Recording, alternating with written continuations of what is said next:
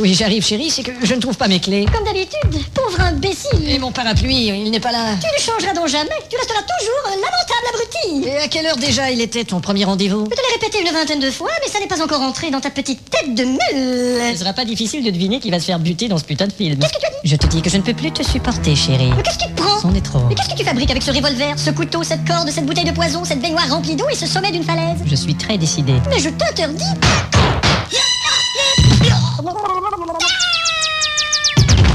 Voilà. Et pour éviter tout soupçon, je vais bien dissimuler le corps. Je vais l'emmener ici. Je vais jeter cette vieille lampe dans ce coffre de bois, le fermer à clé, mettre le corps de ma femme debout, mettre l'abat-jour sur la tête, l'ampoule dans la bouche, et je vais lui brancher le fil. Et maintenant, je consulte son agenda. Coiffure 14h30. Je téléphone. Coiffure 14h30. Bonjour. Bonjour, ici Madame de la Biche. Comment allez-vous, ma Germaine? Quoi? Allô? Depuis quand tu m'appelles par mon prénom, espèce de coiffeur de mes deux? Mais depuis que je vous caresse les fesses, mon amour. Oh merde. Germaine? Est-ce qu'il y en a d'autres à part toi qui me tripotent les fesses, espèce d'enfoiré? Je sais pas, vous m'en avez pas parlé. Enfin, j'appelais pour dire que je vais pas aller au rendez-vous cet après-midi parce que je vais me suicider. Vous allez vous suicider? Oui, je me suiciderai. Vous vous suiciderez? Suiciderai, oui. Eh bien, je suis sidéré. Merci, au revoir. Maintenant, déroutons la police.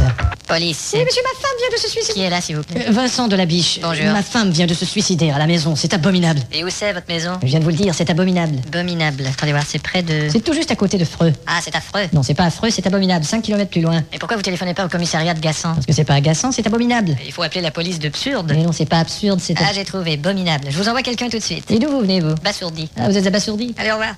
Il suffit de rester calme.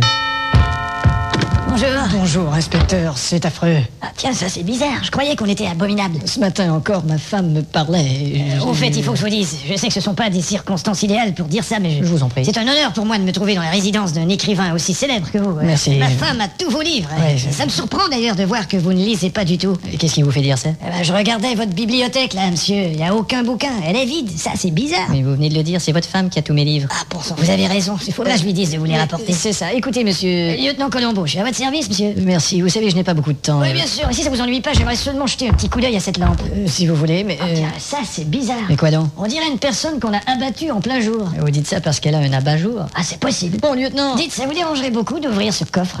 c'est que j'ai pas la clé. C'est pas compliqué. Je perce la serrure et puis je la casse et on ouvre. Vous la percez et vous la cassez? Eh oui, je perce puis je casse. Eh ben, vous êtes très perspicace. On dirait que ça vous ennuie, monsieur, que je regarde ce qu'il y a dans ce coffre. Ah, c'est parce que je... Ah, puis merde, c'est une vieille lampe cassée qu'il y a dans ce coffre. Alors, vous avez jeté la vieille lampe cassée dans le coffre et vous avez dissimulé votre femme sous l'abat-jour, monsieur. Vous êtes fort. Et pourquoi vous avez tué votre femme? Pour la même raison que j'ai jeté ma lampe. C'est-à-dire? Elle m'allumait plus.